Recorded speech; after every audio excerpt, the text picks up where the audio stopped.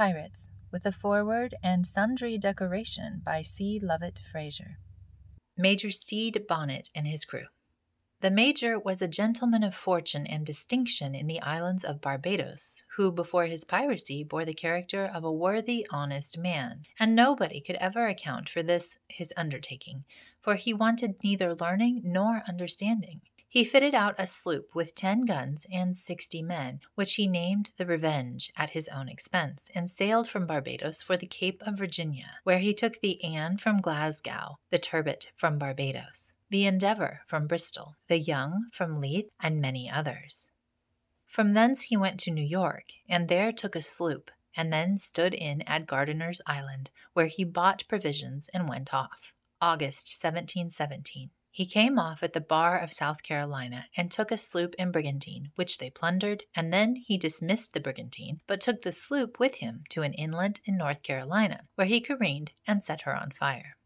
Afterwards he put to sea, but could not agree with the men what course to take, for the Major, being no sailor, was obliged to submit to many things his men imposed upon him. When falling in with Edward Teach, alias Blackbeard, who was a good sailor, but a hardened villain, Bonnet's crew joined with him, and put Bonnet aboard Blackbeard's ship. But Blackbeard, losing his ship at Topsail Inlet, surrendered to the King's proclamation, when Bonnet reassumed the command of his own sloop and sailed directly for Bathtown in North Carolina, where he also surrenders himself and receives a certificate. There, getting a clearance for his sloop, he pretended to sail for the island of St. Thomas to get the Emperor's commission to go a privateering upon the Spaniards. But returning to Topsail Inlet, he found that Blackbeard and his gang were gone with their effects, and that they had set on shore on a small sandy island about a league from the continent, 17 men without any provisions or vessel to escape. There they had been 2 nights and 1 day without any sustenance, when, to their inexpressible joy, they saw Major Bonnet, who had been informed of their being there by 2 of Blackbeard's crew who had escaped to avoid his cruelty. Then he steered his course toward Virginia, where, meeting with a Pink having provisions on board, and they being in want, he took out of her 10 barrels of pork and 500 weight of bread, and gave her in exchange 10 casks of rice and an old cable. 2 days after they took a sloop of 60 tons, from which they took 2 hogsheads of rum and 2 of molasses, and then put in her 8 men to take care of the prize, but they not liking her new acquaintance, took the first opportunity to get off with her. After this, the Major threw off all restraint and became a downright pirate, by the name of Captain Thomas, taking and plundering all the vessels he met with.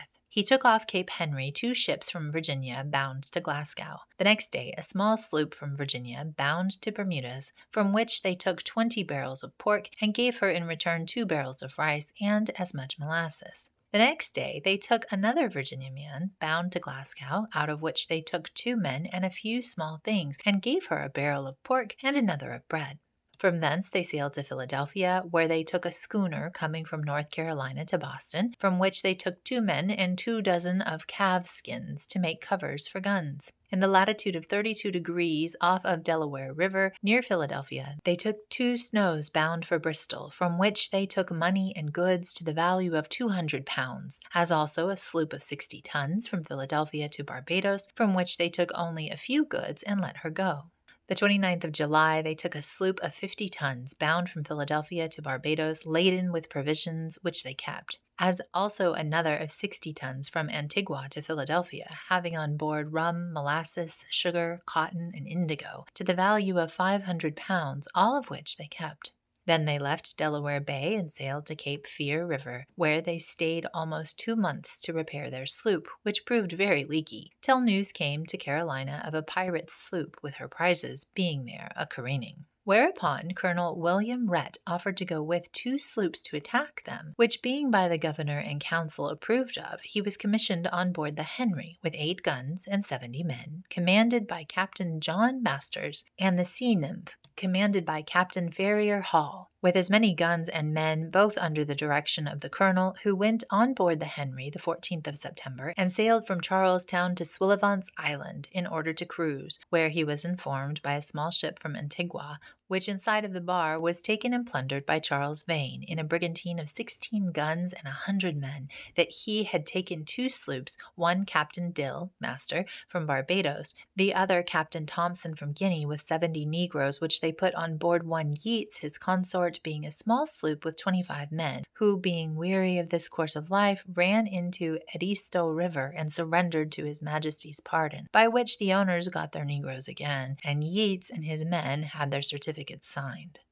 Vane cruised for some time thereabouts in hopes to take Yeats and be revenged on him, during which time he took a ship bound to London, to whom he gave out that he designed to go to the southward, which Colonel Rhett hearing, sailed over the bar the 15th to the 2 sloops and went after the pirate Vane, but not meeting with him, tacked and stood for Cape Fear according to his first design, and on the 26th following he entered the river, where he saw Bonnet and the 3 sloops his prizes at anchor. But the pilot running the sloops aground hindered their getting up that night. The pirates, seeing the sloops and not knowing who they were, manned 3 canoes and sent them down to take them, but finding their mistake, Bonnet took all the men out of the prizes to engage them. Colonel Rhett's sloops the next morning, getting under sail, stood for the pirates, who designed only to make a running fight, but the colonel getting upon his quarters, he edged in upon the shore and ran his sloop aground. The colonel's sloops were soon in the same condition. The Henry grounded within pistol shot of the pirate on his bow, the other right ahead of him, almost out of gunshot, which made it of very little use to the colonel.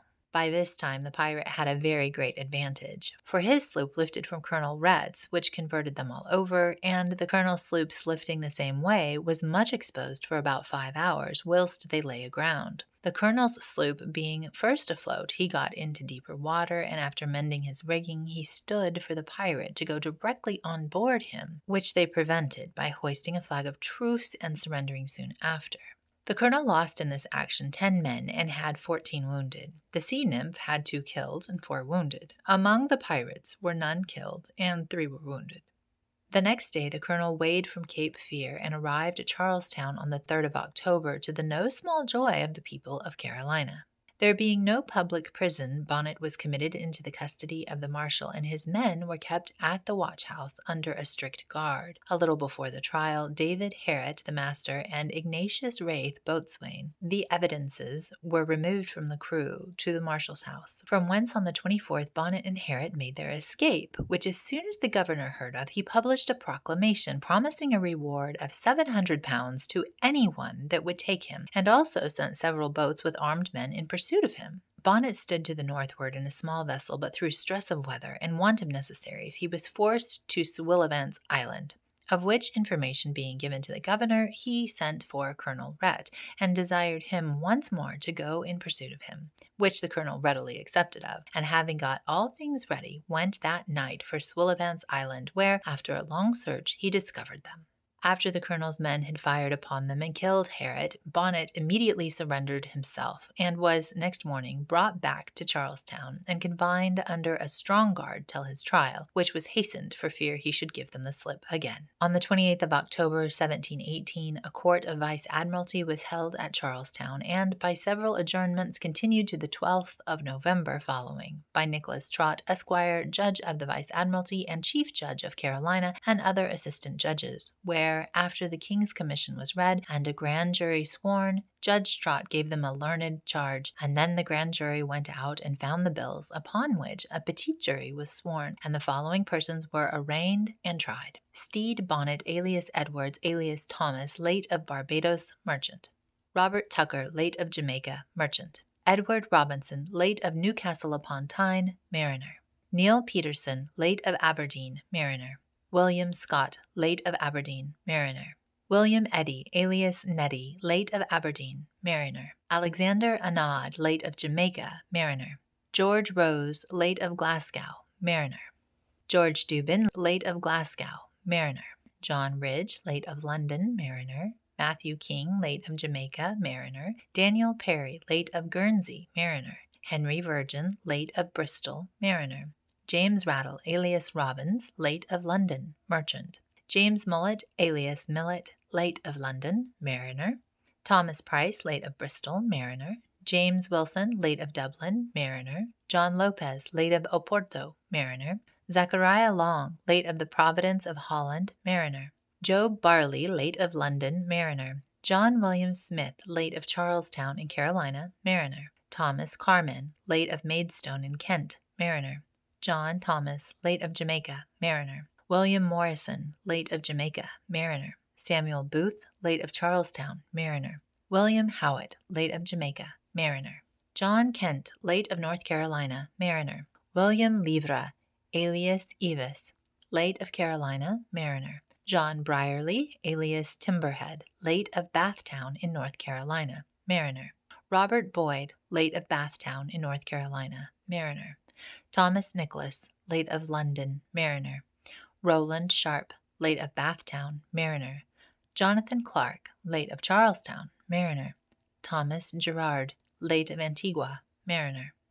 All of whom except the 4 last were found guilty and received sentence of death upon 2 indictments.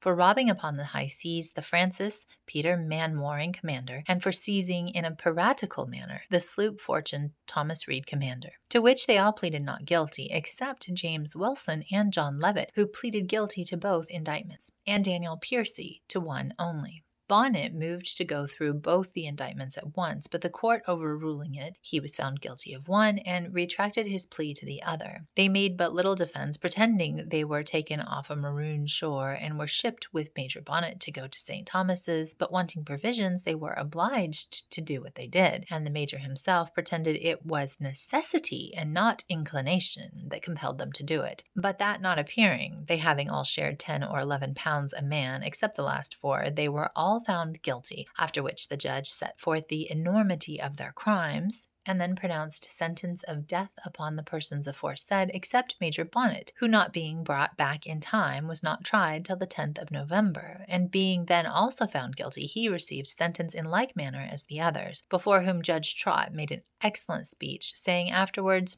"And now, having discharged my duty as a Christian, I must do my office as a judge, which is, you the said Stede Bonnet shall go from hence to the place from whence you came, and from thence to the place of execution, where you shall be hanged by the neck till you are dead." Thank you for joining us today. Remember to like the video if you liked it, subscribe, and click the bell to get notifications in your feed. See you next time on Pendant and Ring.